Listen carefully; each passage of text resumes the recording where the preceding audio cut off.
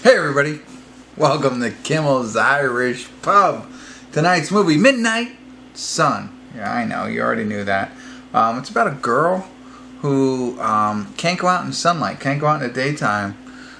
For whatever reason, it's life-threatening. We'll get into that and we'll figure it out.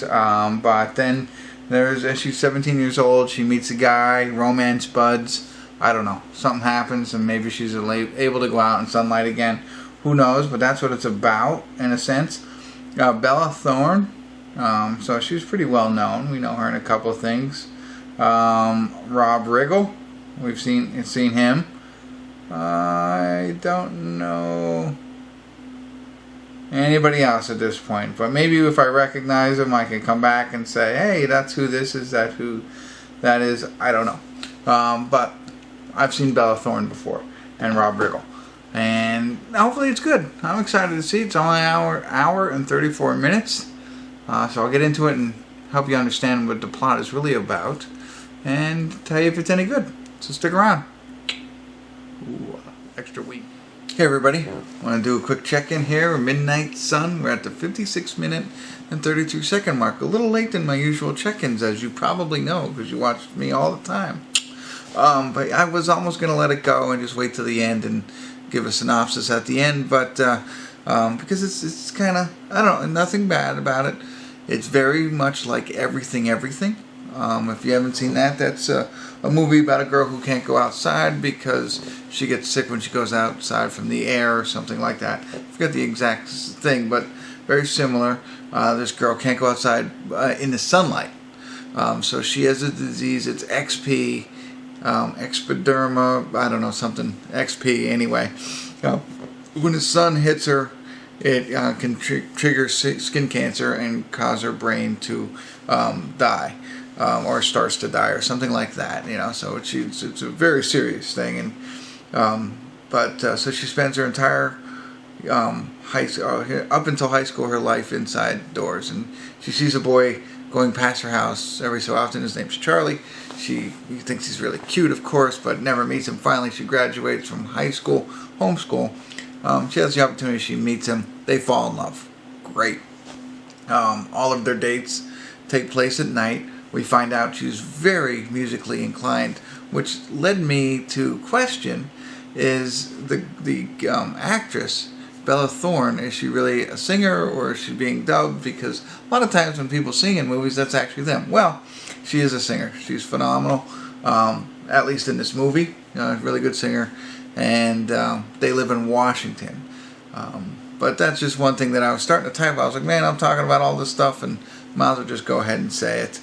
But while they're in love and they're out, she's playing music, having a good time. They're on many, many dates. He keeps her out too late for the sunrise, but she has never told him about the disease, and therefore they have to hurry home before anything happens. So, nothing major that you didn't expect that would happen in this movie with somebody with a disease like this and falling in love. She wants to keep the disease to herself. She's not sharing it with him. It is interesting, but nothing earth-shattering at this point. It's an hour and 31 minutes, and we only got a little bit left. I'll get into it a little bit more. Probably won't check back in until the credits, but at least now you have a very good idea of what's going on, and hopefully it's maybe a little bit better. But stick around. I'll be back.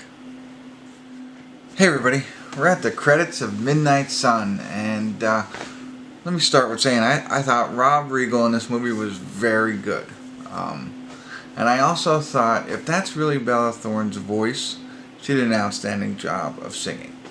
But the whole time I'm watching this movie, and it was good, not great, fun to watch. Not really fun, but, it was more emotional. Anyway, I can't help but thinking, like, this is, and you might have got this when we talked the first time, it's predictable.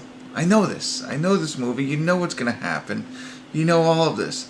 Then it hit me. Let me lay it out for you. Okay, so first of all, this girl, younger girl, high school, has some sort of disease, a terminal disease. It's caused by the sun. That's insignificant, but she has this disease. She is living with her dad, single dad. Mother had died previously. It's just the two of them. Okay? She's very good at singing. She has a very good voice, and not just the actress, but the character in the movie. She loves to sing. And she falls in love with the cool guy in school. And everything is going great. And, he does all these things for her. And the disease starts to move forward and start to take her life. Does this sound familiar to anybody? There's probably even a part where the guy does something really, really nice for her as, she gets closer to dying. And even, let's say maybe she does die. Maybe the guy who she fell in love with even comes back after she dies and to talk to the father. And the father gives him something to remember her by. I don't know. I'm sorry. I'm not trying to spoil it for you or anything like that. But this is A Walk to Remember. It is the same movie. It's just a different type of disease. A terminal disease. It's just instead of, I think she had just some other form of cancer, and she has like skin cancer. So I couldn't believe it. I started reading the reviews thinking, maybe this is just a remake. Maybe they remade this film. Because, that's what you just watched. It was good, but it was nothing new. And Shane West was assistant director on this film. It just came up. I don't know if it's the same Shane West. I think that was his name. He was the guy who played Mandy Moore's boyfriend, the good guy, in the original Walk to Remember. So, if you enjoyed A Walk to Remember, you might really enjoy this. Sorry, hopefully I didn't ruin it for anybody. But you kind of understood where it was going to go. So, that's my synopsis on it. It's the same movie. I enjoyed A Walk to Remember. I always did like that movie. Really good movie. I think it had a better soundtrack. Had a lot more friends interaction than this one. I'm not critiquing that film. I'm sorry. Good, not great. I am borderline 6 or 7 on this. It might have been a 7 if I didn't realize it was just a copyright infringement on another movie. So I might be at a 6. What does it matter? I don't care. If you've watched this movie, let me know what you think. Sorry if I rain on anybody's parade. I'm not normally this harsh or opinionated.